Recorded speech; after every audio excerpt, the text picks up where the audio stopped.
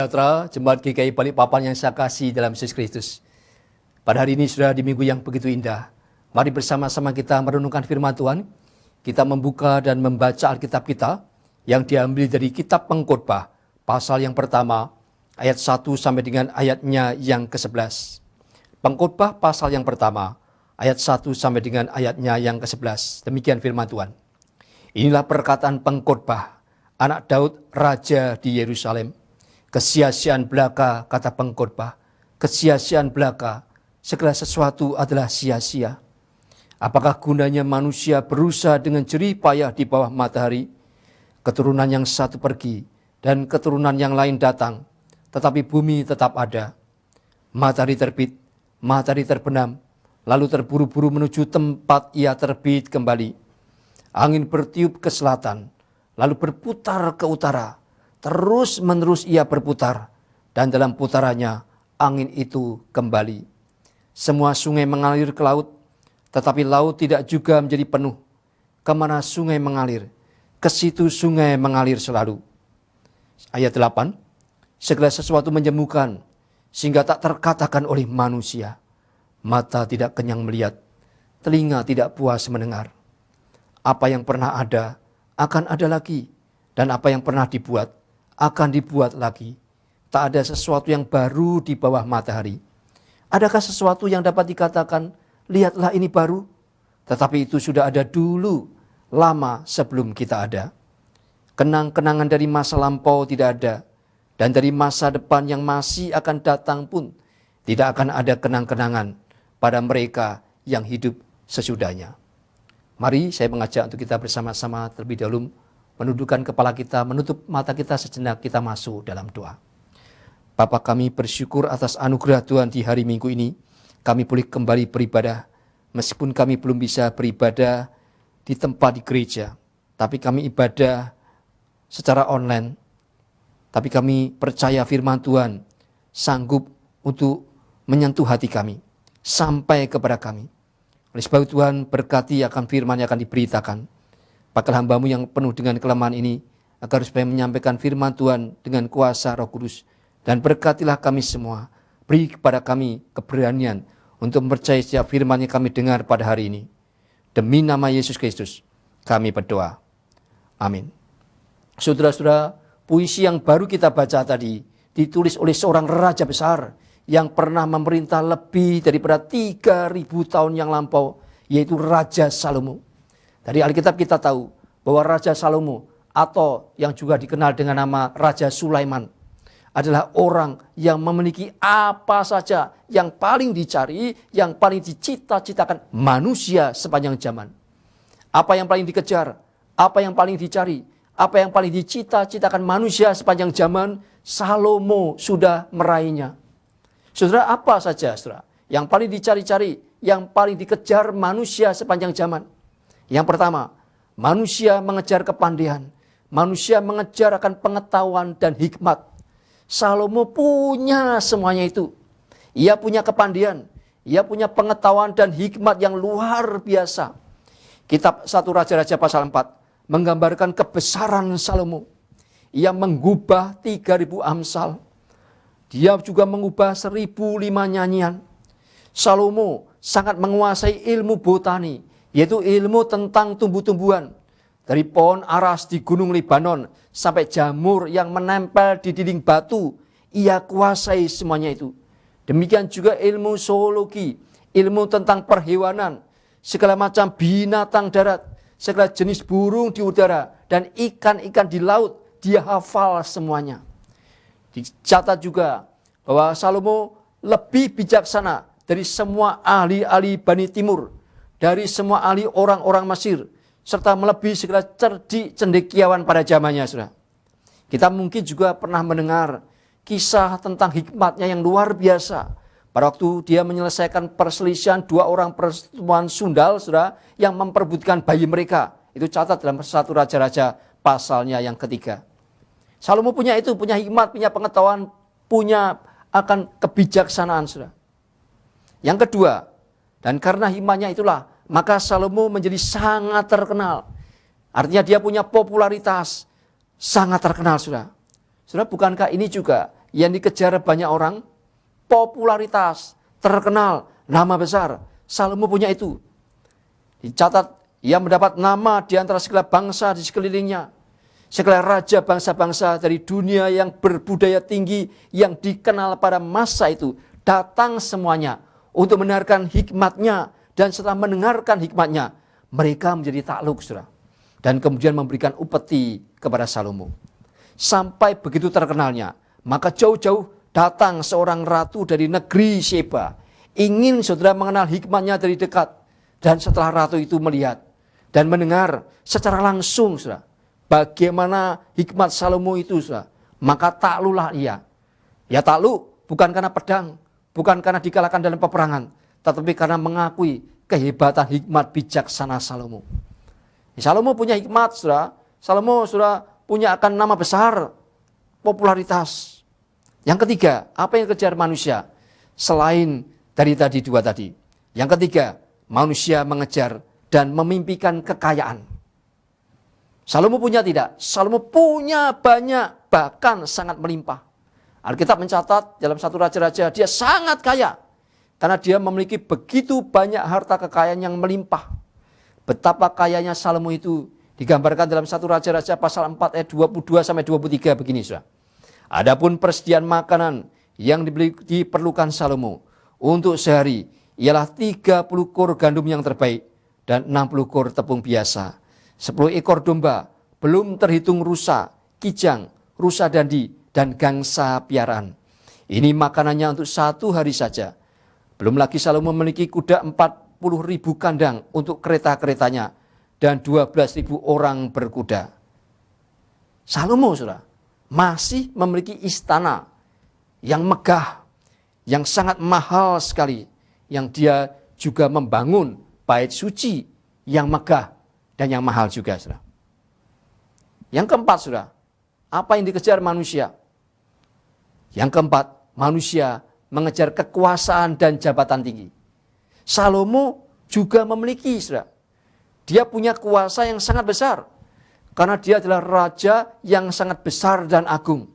Satu Raja-Raja pasal 4 ayat 21, Alkitab mencatat, maka Salomo berkuasa atas segala kerajaan, mulai dari sungai Efrat sampai negeri orang Filistin, dan sampai ke tapal batas Mesir. Mereka menyampaikan upeti dan tetap takluk kepada Salomo seumur hidupnya. Begitu berkuasanya Salomo, sehingga ia mampu menjamin keamanan bagi seluruh rakyat Israel selama dia hidup, saudara. Satu Raja-Raja 4 ayat 25 mencatat, sehingga orang Yehuda dan orang Israel diam dengan tentram, masing-masing di bawah pohon anggur dan pohon aranya, dari Dan sampai Beersheba seumur hidup Salomo. Karena kuasa yang besar, dia bisa menjamin kemakmuran, menjamin akan keamanan rakyatnya, saudara. Saudara, 4 hal ini, saudara, yang dikejar oleh manusia, yang manusia pikir kalau punya semuanya itu, maka hidupku akan berarti. Hikmat, kepandaian, nama besar, terkenal, kekayaan, kekuasaan, saudara. Apakah hanya sampai di situ saja, saudara? Ternyata tidak. Masih ada satu lagi, yaitu yang kelima, tentang seksualitas. Salomo punya secara limpah, walaupun dalam arti yang negatif. Karena Alkitab mencatat dia punya 700 istri dan 300 selir, saudara. Saudara perhatikan, Salomo punya apapun yang diinginkan manusia di dalam dunia. Manusia pikir, kalau saya punya hikmat kepandaian, saya punya kekayaan yang begitu melimpah, saya punya popularitas, terkenal, punya kekuasaan dan seks, maka hidup saya akan penuh dengan arti. Saudara, kalau kita mau jujur, bukankah hikmat kepandaian, popularitas, kekayaan, kekuasaan, dan seks itulah yang sesungguhnya dicari-cari manusia? Sudah banyak orang mengejar gelar, banyak orang mengejar kuasa, banyak orang memaksa diri sudah bekerja dengan sangat keras untuk mengejar harta. Banyak orang mau dan rela melengkapi dirinya sampai begitu rupa demi mengejar popularitas, demi mengejar keterkenalan, saudara. Banyak orang mengejar kepuasan seks di mana-mana. Raja Salomo sudah memiliki itu semuanya. Bahkan sejak usianya masih sangat muda. Itu semua sudah dia dapatkan. Tetapi apa kesimpulan orang yang sudah begitu punya semuanya seperti Salomo itu tentang hidup ini. Apa kesimpulannya dia tentang hidup ini, saudara? Salomo, saudara, setelah usianya bertambah menjadi tua, dia memutuskan untuk menulis kitab pengkhotbah. Dia memutuskan untuk tidak mengabaikan akan kenyataan hidup ini. Dan dia mengajak saudara-saudara pembaca kitabnya, kitab pengkhotbah, dan saudara dan saya yang mendengarkan akan khotbah ini untuk tidak lari daripada kenyataan hidup, tidak lari daripada realitas hidup, tetapi sebaliknya menghadapi kenyataan hidup ini. Salomo juga mengajak kita semua, saudara-saudara yang ada di rumah, yang saudara mendengarkan melalui streaming ini, ataupun saudara mendengarkan nanti melalui siaran tunda dan sebagainya. Untuk mengajak kita, saudara, untuk merenungkan sejenak akan hidup kita masing-masing, saudara. Manakah saudara berpikir dan merenungkan, mengapakah saya ada dalam dunia? Apakah dengan memperoleh kepandaian, memperoleh gelar yang tinggi, menjadi terkenal, berkuasa, kaya, banyak istri, maka otomatis hidup saya akan bahagia. Hidup saya akan bermakna. Hidup saya akan berarti. Untuk apa saya hidup? Dan mau kemanakah hidup saya ini nanti? Saudara, sesungguhnya ini pertanyaan yang terbesar. Sekaligus pertanyaan yang terpenting, saudara. Yang seringkali tidak pernah kita pikirkan. Bukan hanya tidak pernah, tetapi seringkali tidak berani kita pikirkan. Baiklah hari ini, saudara, kita luangkan waktu kita sejenak dalam beberapa menit ke depan ini, untuk kita merenungkan apa arti hidup kita. Bila kita mohon Roh Kudus, di dalam beberapa menit ini, memakai waktu kita yang sangat terbatas dalam kesementaraan ini, untuk memikirkan hal-hal yang bernilai kekal, saudara, bagi kehidupan saudara dan kehidupan saya. Ayat kedua, pengkhotbah yaitu Salomo. Kita tahu tadi Salomo punya apapun yang dicita-citakan manusia.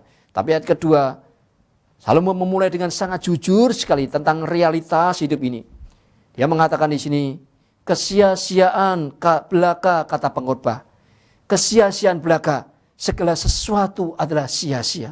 Saudara, bagaimana mungkin seorang sudah memiliki apapun yang diinginkan, dicita-citakan oleh manusia sepanjang zaman. Tetapi dia mengatakan kesia-siaan belaka. Kesia-siaan belaka, segala sesuatu adalah sia-sia.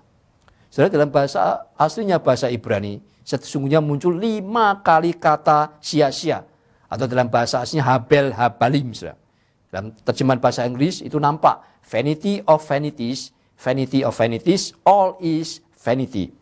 Saudara, habel habalim. Saudara, kalau kata Habel, saudara ingat kisah Kain dan Habel, saudara. Di mana kemudian Kain membunuh Habel. Jadi Habel itu dalam arti tata bahasa daripada Ibrani, artinya apa Habel? Habel artinya tidak bersubstansi, cepat berlalu, temporer, semuanya akan berlalu. Itu menggambarkan arti hidup kita menurut pengkhotbah ini, saudara.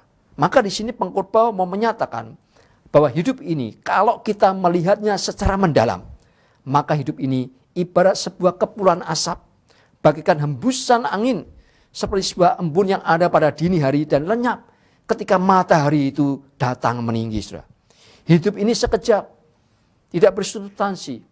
Hidup ini begitu singkat. Sebelum kita sebenarnya sadar, hidup ini sudah berlalu. Tiba-tiba kita sadar, sudah tidak muda lagi. Kita sudah menjadi tua. Hidup ini menawarkan begitu banyak, tetapi yang diberikan sangat sedikit sekali. Hidup ini menjanjikan begitu banyak, tetapi yang kita peroleh begitu sedikit. Saudara, ini kesimpulan sementaranya tentang hidup, saudara. Kemudian pengkhotbah melanjutkan pencarian makna hidupnya ini dengan mengamati dunia sekitarnya, yaitu dunia sekelilingnya dengan sangat cermat dan sangat tertiti. Kalau kita mau juga seperti Salomo, kita mengamati dunia kita dengan cermat, dengan teliti, maka kita mungkin juga akan mengambil beberapa kesimpulan seperti yang diambil oleh Salomo, saudara. Itu ayat ketiga dikatakan, apakah gunanya manusia berusaha berjerih payah di bawah matahari? Saudara, hidup ini melelahkan. Hidup ini adalah suatu pekerjaan berat yang melelahkan. Dari hari ke hari, kerutinan yang sama. Kita bangun pagi, lalu kita mandi, kita makan pagi, kita berangkat kerja. Mungkin kita pakai masker, lalu kita makan siang di tempat kerja. Lalu kita lanjutkan kerja, lalu kita pulang. Lalu kita mandi, saudara, karena jalankan protokol kesehatan, saudara. Lalu makan lagi. Lalu mungkin nonton TV atau membaca, lalu kita pergi tidur untuk apa? Untuk supaya besok bangun lagi. Mandi lagi, saudara. Makan pagi, pakai masker, berangkat kerja, makan lagi, lalu kerja lagi, pulang, mandi, makan, tidur. Besok bangun, mandi, makan, kerja, pulang, mandi, makan, tidur. Terus menerus. Dan itu bukan hanya berlangsung 1 hari, bukan hanya 2 hari, bukan hanya 3 hari, bukan hanya 1 minggu, bukan 1 bulan, bukan 1 tahun, bukan hanya 10 tahun, tapi terus menerus seumur hidup. Terus menerus diulangi seperti sebuah mesin saja. Sangat melelahkan, sangat membosankan. Hidup ini melelahkan.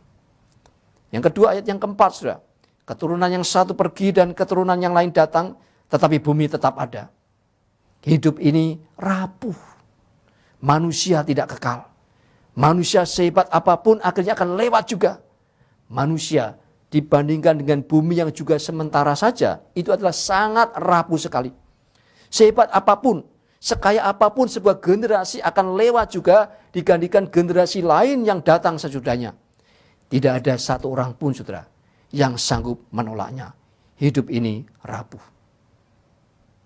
Yang ketiga, surah ayat 5 sampai 7, demikian firman Tuhan. Demikian pengamatan daripada Salomo. Matahari terbit, matahari terbenam, lalu terburu-buru menuju tempat ia terbit kembali. Angin bertiup ke selatan, lalu berputar ke utara. Terus menerus ia berputar, dan dalam putarannya angin itu kembali.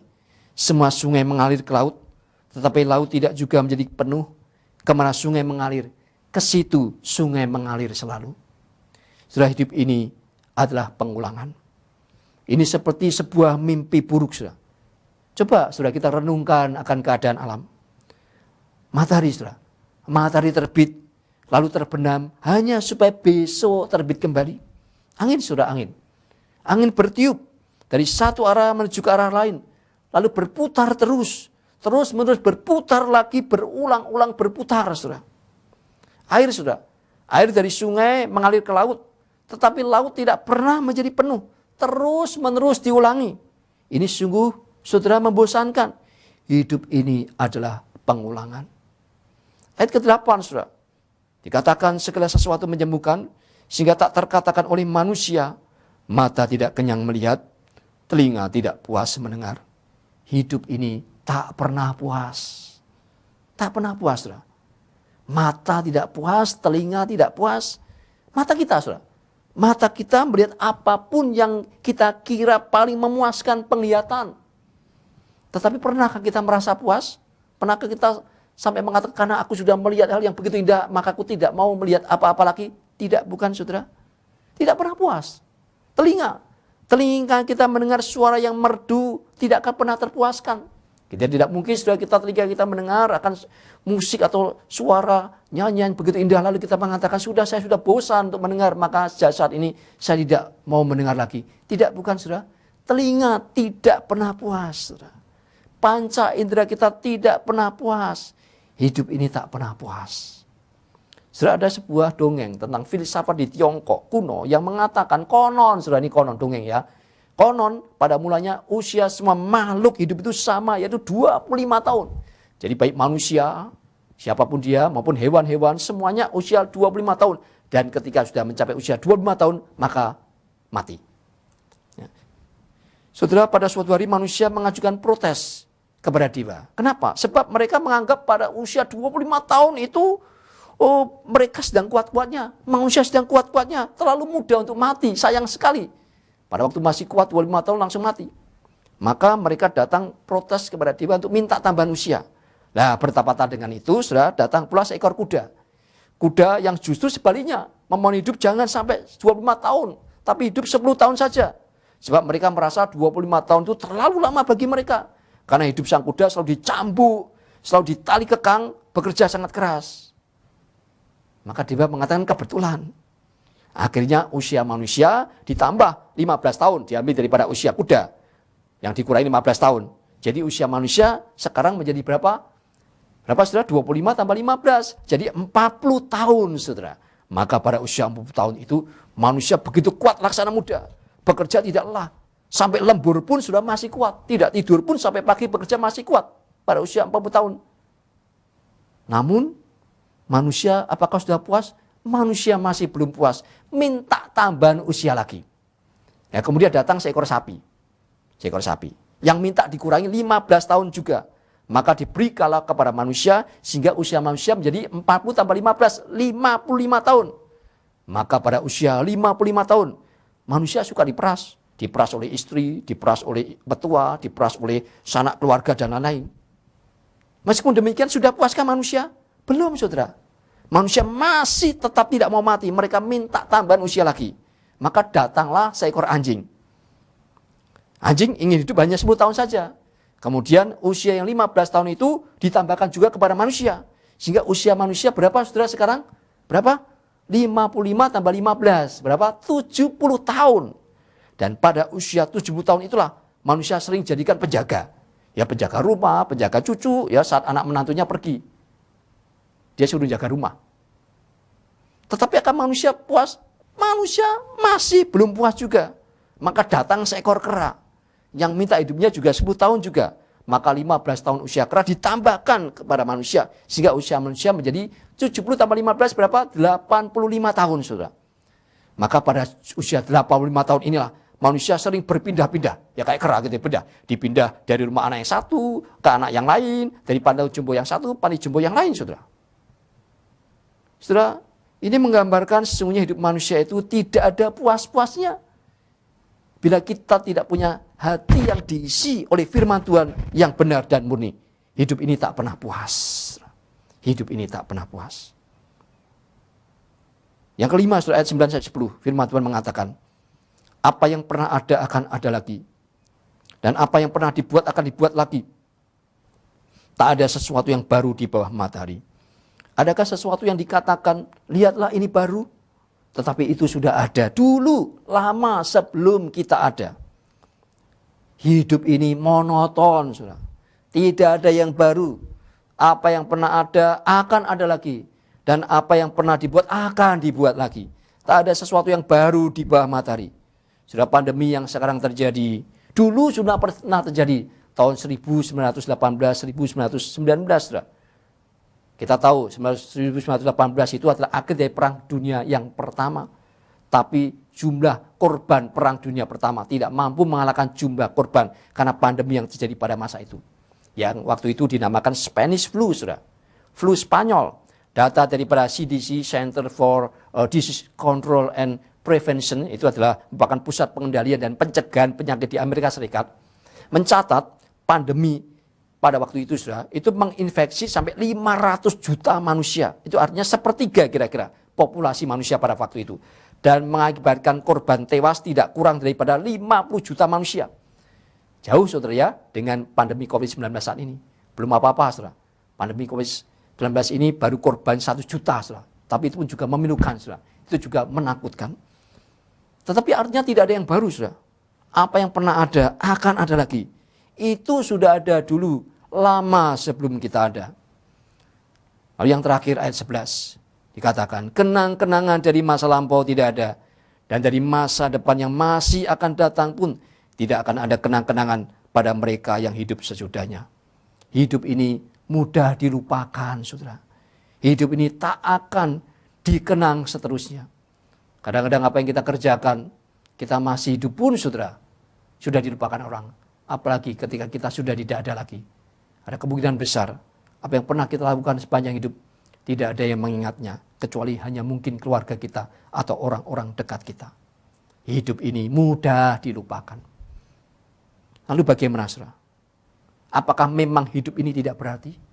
Saudara, yang menulis ini, yang menyampaikan kesimpulan sementara ini bukan seorang gelandangan, bukan seorang miskin, bukan seorang yang idiot, tapi seorang Salomo. Seorang yang berhikmat bijaksana. Seorang yang punya kekayaan besar, punya kuasa besar, saudara.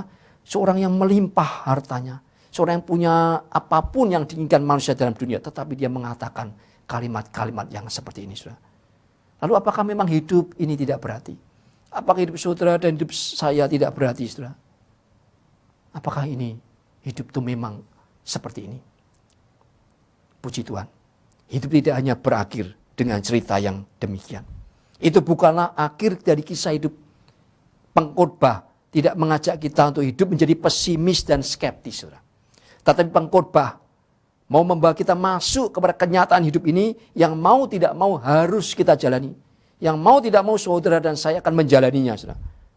Namun kalau kita perhatikan, ada satu frase kata yang merupakan kunci mengapa pengkhotbah yaitu Salomo sampai kepada kesimpulan seperti ini. Saudara perhatikan Alkitab saudara. Di ayat 3 dan ayat 9 dari pengkhotbah pasal yang pertama dikatakan apa? Ayat 3 dikatakan, apakah gunanya manusia berusaha dengan jerih payah di bawah matahari? Ayat 9, apa yang pernah ada akan ada lagi, dan apa yang pernah dibuat akan dibuat lagi. Tak ada sesuatu yang baru di bawah matahari. Dua ayat ini yang sama apa, saudara? Yaitu frase di bawah matahari. Apa artinya, saudara? Frase di bawah matahari dari kitab pengkhotbah. Saudara, pengkhotbah mendapatkan kesimpulan tentang hidup tadi, saudara, semata-mata dari sudut pandang horizontal di bawah matahari. Artinya apa horizontal? Yaitu hidup tanpa Tuhan. Karena hidup sesungguhnya tidak cukup hanya secara horizontal di bawah matahari. Namun hidup itu juga harus melihat secara vertikal kepada Tuhan dan bersama dengan Tuhan.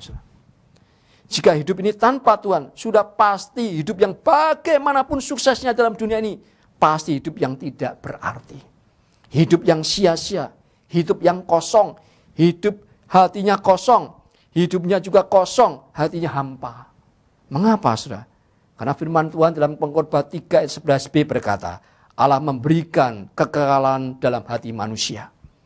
Tuhan memberikan kekekalan dalam hatimu dan hatiku, saudara.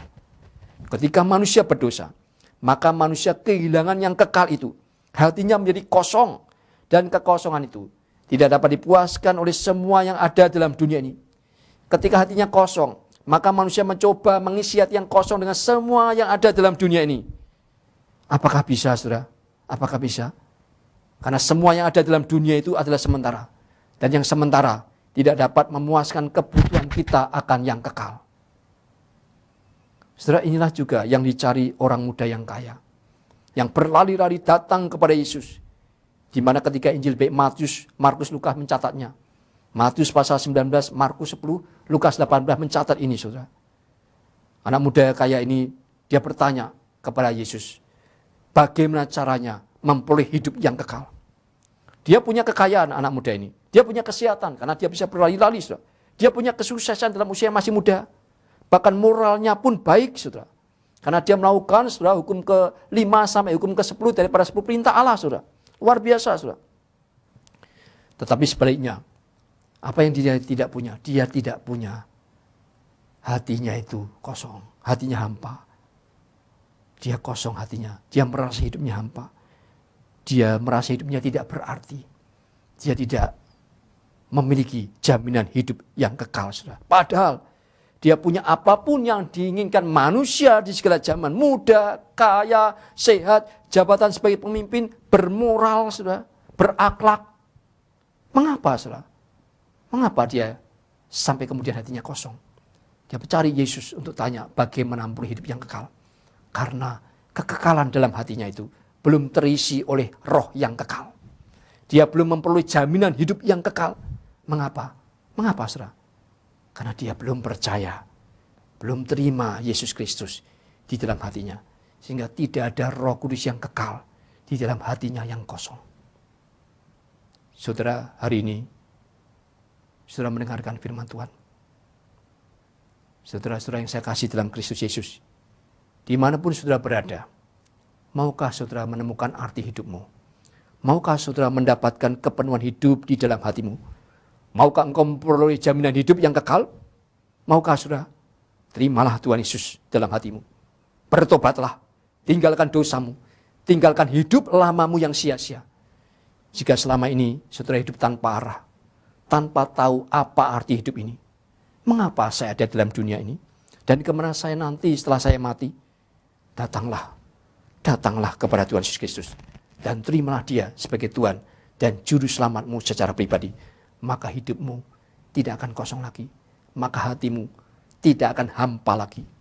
Tuhan Yesus pernah berkata dalam Yohanes 10 ayat 10. Aku datang supaya kamu mempunyai hidup dan mempunyainya dalam segala kelimpahan. Yesus datang supaya hidupmu bukan hidup yang sia-sia. Yesus datang ke dalam dunia supaya hidupmu bukan hidup yang kosong, tetapi supaya hidupmu hidup yang berkelimpahan, saudara. Oleh sebab itu terimalah Tuhan Yesus masuk ke dalam hatimu. Hidup yang engkau hidupi akan menjadi hidup yang berarti, hidup yang bermakna, hidup yang penuh dengan limpah rahmat Allah. Hidup kekal itu sudah dikaruniakan dalam hidupmu. Dalam hidup yang sementara ini, saat engkau saat ini percaya kepada Kristus sebagai Tuhan dan Juru Selamatmu. Maukah saudara? Maukah saudara? Kiranya Tuhan memberkati pemberitaan firman-Nya. Mari kita tundukkan kepala sejenak, kita masuk dalam doa. Kita tenangkan hati kita sejenak di hadapan Tuhan. Ya Tuhan, kami sudah mendengarkan firman-Mu. Kami sudah menjalani kehidupan ini sampai usia yang sekian. Tetapi kami belum pernah sungguh-sungguh merenungkan arti hidup kami. Di masa-masa pandemi ini, waktu kami mendengar firman-Mu hari ini, Tuhan, kami ingin merenungkan hidup kami sejenak. Apakah hidup kami sudah berarti?